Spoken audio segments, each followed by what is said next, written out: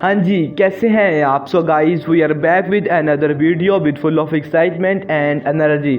आज की इस वीडियो में हम बात करेंगे टॉप 3 क्रिकेट न्यूज़ के बारे में। नंबर 1 पर हम बात करेंगे राशिद लतीफ़ के बारे में। राशिद लतीफ़ ने इमाद वसीम के बारे में कहा है कि इमाद वसीम ने इस PSL सीज़न के अंदर सिर्फ पर्सनल परफॉर्मेंसेस दी हैं। वो इल्ज़ाम लगाते थे कि बाबर एक सेल्फिश प्लेयर है जो अपने बारे में सोचता है, टीम के बारे में नहीं सोचता। राशिद लतीफ़ ने कहा अब तो बाबर भी चले गए हैं तो क्यों नहीं इमाद वसीम से चीज़ें सही तरह से हो सकी। उन्होंने कहा हकीकत तो यह है कि बाबर आजम ने कराची किंग्स को काफ़ी हद तक प्रोटेक्ट करके रखा हुआ था, लेकिन बाबर के जाने के बाद कराची किंग्स एक्सपोज होकर रह गई है।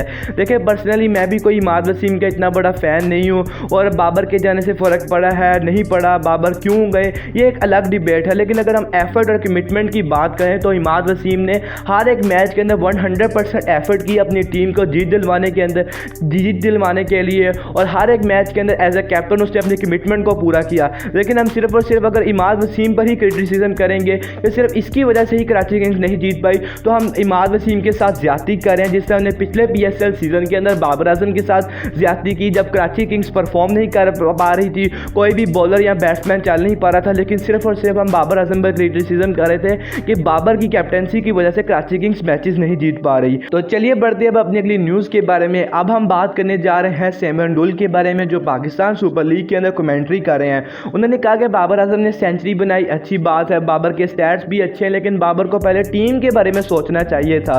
वो कहीं ना कहीं पर यह कहना चाह रहे थे कि बाबर आजम एक सेल्फिश प्लेयर है और पेशावर ज़ल्मी इस वजह से मैच हार गई क्योंकि बाबर आजम ने सेल्फिश इनिंग्स खेली है।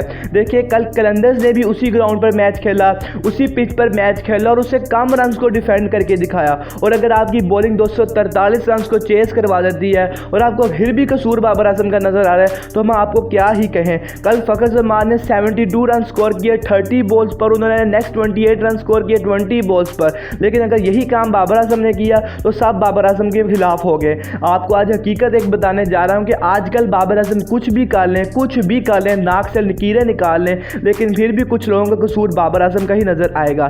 वहाब रियाज ने अच्छी बॉलिंग नहीं की, लेकिन कसूर बाबर आजम का था। स्टेडियम की लाइट चलेगी, अंपायर के घर फौत की हो गई, पाकिस्तान के अंदर इलेक्शन नहीं हो रहे, नवाज शरीफ मुल्क के अंदर वापस नहीं आ रहा, शहबाज शरीफ मुल्क की जान नहीं छोड़ा, इमरान खान की टांग के अंदर गोली लगी, लेकिन कसूर बाबर आजम का है। सैम डुल इस तरह का बंदा है जो हमारी ही सीरीज के अंदर आकर कमेंट्री करता है, हमारी ही लीग के अंदर आकर कमेंट्री करता है और बातें भी हमारे प्लेयर्स के खिलाफ करता है। कुछ दिन पहले उसने सरफराज अहमद के खिलाफ स्टेटमेंट दी और आज उन्होंने बाबर के खिलाफ स्टेटमेंट दी, और ये पहली मरतबा उन्होंने बाबर के खिलाफ स्टेटमेंट नहीं दी। वो पहले भी इस तरह के काम करते रहे और बाद में उनकी जो स्टेटमेंट्स होती हैं वो इंडियन पेजेस मसाला लगाकर पेश करते हैं, जिससे हमारे ही प्लेयर्स की बदनामी होती है। तो चलिए बढ़ते हैं अब अपने अगली न्यूज़ के बारे में।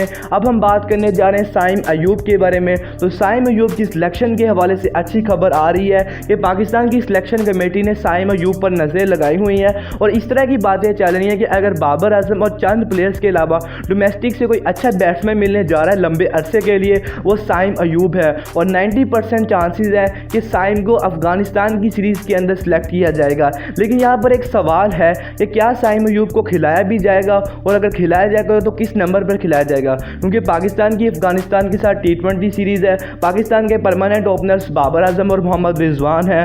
दूसरी तरफ फ़खर जमान भी बहुत अच्छी फॉर्म के अंदर है, 150+ के स्ट्राइक रेट के साथ बैटिंग कर रहे हैं।